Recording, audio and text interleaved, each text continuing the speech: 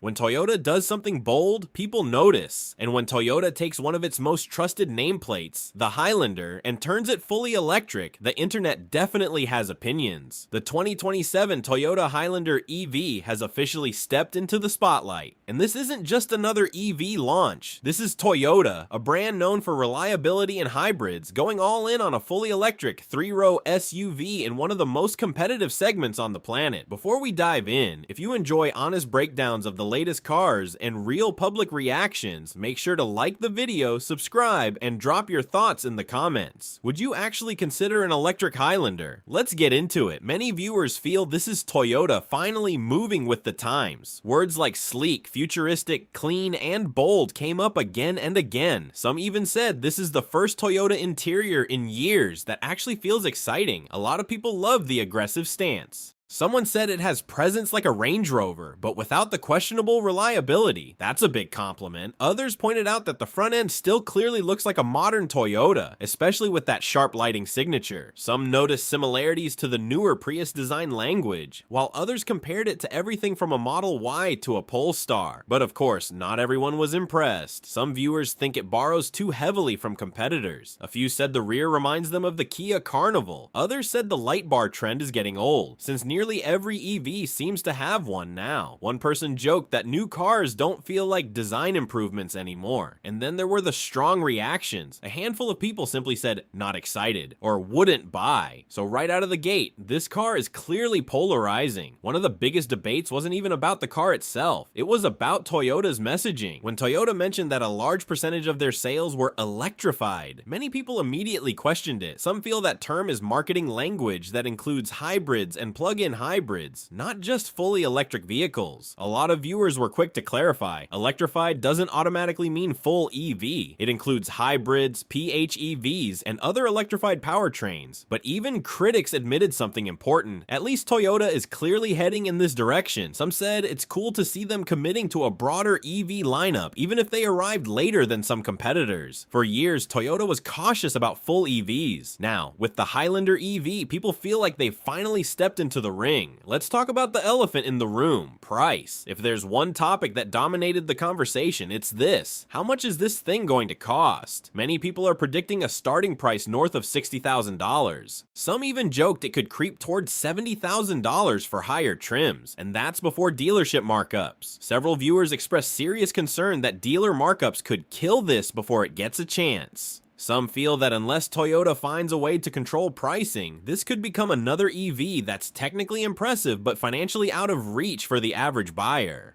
Others said if it lands under $45,000, it has a real shot, but if it pushes into premium territory, people may look elsewhere, and that's where the competition comes in. This segment is crowded. Many viewers immediately compared the Highlander EV to the Kia EV9, which has been getting strong reviews for design and value. Others said the upcoming Rivian R2 could be a serious threat. Of course, no EV discussion is complete without Tesla. Several people compared it to the Tesla Model Y, with some calling it a Model Y competitor, and others saying Tesla is still ahead in software and range.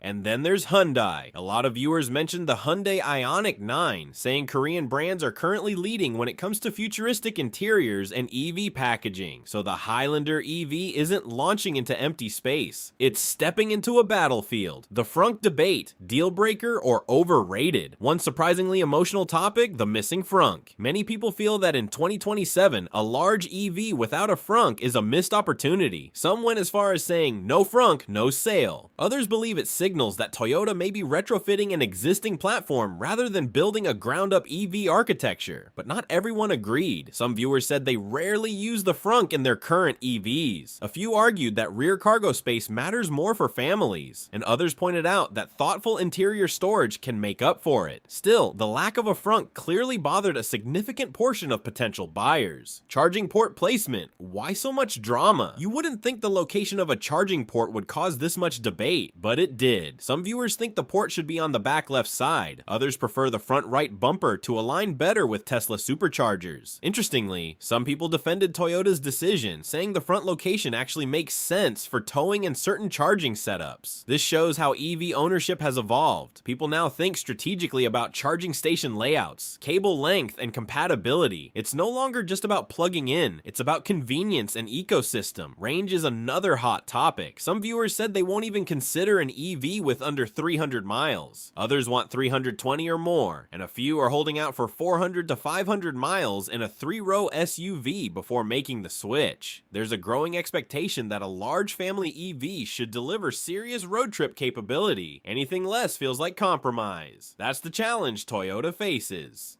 Reliability alone won't win this segment. It needs competitive range and efficiency. Interior packaging, spacious or cramped? Because this is a 3-row SUV, space matters. Some viewers think it's incredibly practical, almost as practical as a minivan. Others feel the 3rd row looks best suited for kids, not adults. A few noticed that taller passengers seem close to the ceiling in the 2nd row. And several people said if Toyota really wants to win families over, they should consider sliding doors or even turning this platform into a fully electric Sienna-style minivan. Interestingly, quite a few longtime Toyota owners chimed in. Some said they've driven their Highlanders or hybrids for over a decade with 0 issues. That kind of brand loyalty is powerful. For those people, an electric Highlander feels like a natural next step if the price and range are right. Software and technology catching up.